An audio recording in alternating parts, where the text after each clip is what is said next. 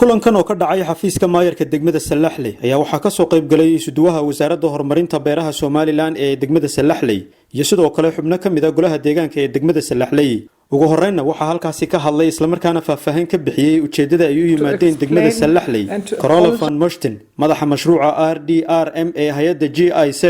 iyo sidoo kale Mustafa Ahmed waxaana ay yiraahdeen marka maanta waxaan u nimi in officially macni la is arko oo macni lala kulmo maayirkii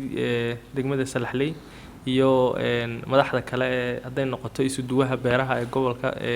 macni degmada Salaxley marka waxaan rabnaa inaan iska wareysano waxyaabaha gaabiska ee jira macni gobolka ama degmada Salaxley jira waxyaabaha aan kala qaban karno ee ku saabsan meelaha waaweyn ee aanu ka shaqeyno marka mashruucu wuxuu ka shaqeeyaa san hore u sheegay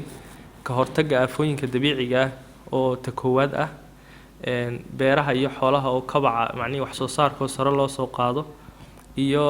waxa kale oo ka shaqeeya qayb maxaa la yiraahdaa oo ah caafimaad ah.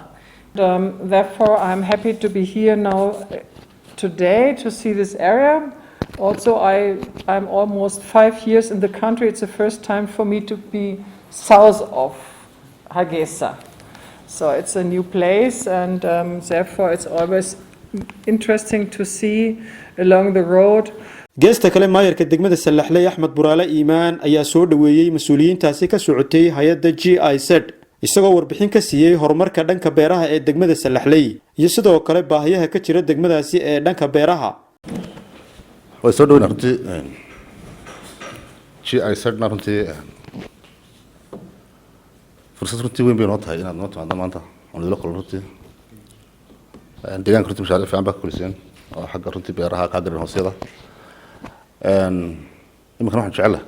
inaan la sii wado insha Allah beeruhu degmada Salaxley muddooyinkii ugu dambeysay runtii doorkooda